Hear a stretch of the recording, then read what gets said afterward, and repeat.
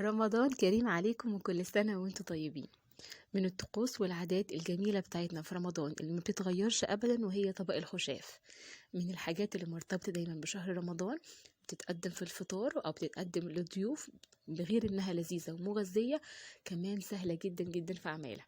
هنعمله معنا بعض النهاردة بطريقة سهلة وبسيطة كالعادة، بس لو أول مرة تشوفوني فأنا فاتن عوض، ما تنسوش تشتركوا في القناة وتفعلوا الجرس. ويلا بينا نبدأ كده بالمقادير مع بعض.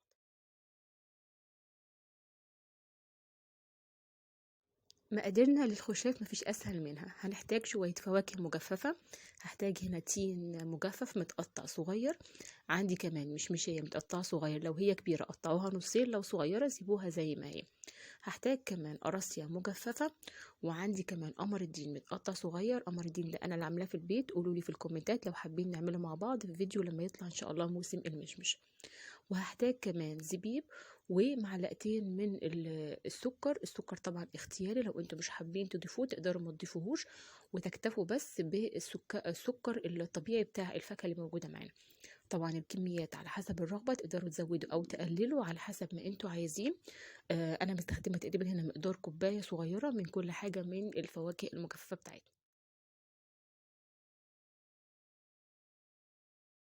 هنجيب الطبق بتاعنا اللي هننقع فيه الخشاف، وهنبدأ ننزل بالمقادير كلها من غير ترتيب، هننزل بيهم كلهم مع بعض عشان ننقعهم. نزلت بالقراصية ونزلت كمان بالتين، التين برضو انا مقطعاه صغير عشان يتشرب من كل حاجة ويتفتح بعد كده. نزلت كمان عليهم بالزبيب. وهنا عايزه اقول ملحوظه مهمه، لو هتستخدموا تمر اللي هو البلح يبقى نستغني عن الزبيب، ما ينفعش نضيف الاتنين مع بعض، وهقول لكم بعد كده ليه. ضفت كمان المشمشيه والسكر، زي ما قلنا السكر هنا اختياري، انا ضايفه بس معلقتين مش مليانين من السكر عشان بس يظبط الطعم ويبقى طعمه كده مقبول. واخر حاجه هنزل بقمر الدين المتقطع صغير. وبس هي دي كل المقادير اللي احنا محتاجينها للخشاف بتاعنا. هقلبهم كده الاول مع بعض، بيختلطوا مع بعض، وقبل ما اضيف بعد كده عليهم السائل. هنضيف عليهم هنا اهو، هضيف ميه سخنه، مش ميه فتره او ميه عاديه، لازم ميه سخنه عشان تساعدني ان الخشاف ده يتشرب من بعضه، وكمان قمر الدين يبدا معايا يفك كده ويتحول معايا لعصير. هنضيف ميه سخنه تغطي كميه الخشاف كلها في الطبق.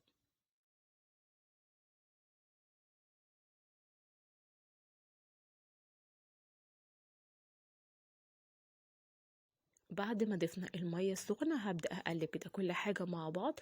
هتلاقوا سخونة ودرجة حرارة المية بتسيح لي قمر الدين، وكل حاجة كده تبدأ كده تتشرب مع بعض وتاخد من طعم بعض. هتغطوه وتسيبوه كده في المطبخ على جنب لحد ما يهدى تماما. بعد كده هتدخلوه التلاجة.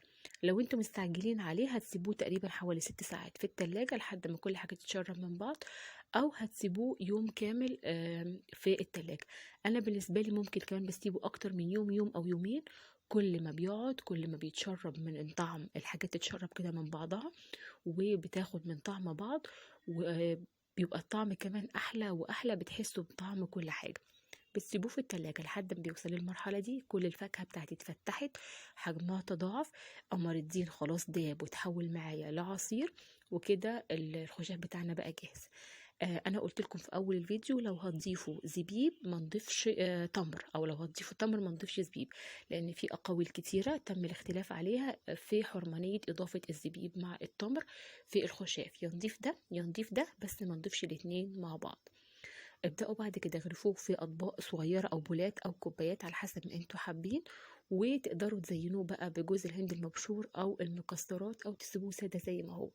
تقدموه في وقت الفطار، أو كمان لو حد جالكم كده في بعد الفطار في رمضان تقدموه زي ضيافة، حاجة من طقوس رمضان الجميلة والأطباق اللي مرتبطة دايما برمضان. طبق مغذي جدا مليان بالفيتامينات وبالعناصر المفيدة اللي بتغذي الجسم بعد يوم الصيام. اتمنى ان الطريقه تكون سهله بالنسبه لكم، وتجربوا طريقتي في الخشاف، وقولوا لي كل واحد طريقته ايه في طبق الخشاف. اشوفكم على خير ان شاء الله في فيديوهات جايه ووصفات جايه. ما تنسوش اهم حاجه تشتركوا في القناه وتفعلوا الجرس ولايك وشير لو عجبكم الفيديو. كالعاده كنت انا معاكم فاتن عوض، اشوفكم على خير الفيديو الجاي، والسلام عليكم.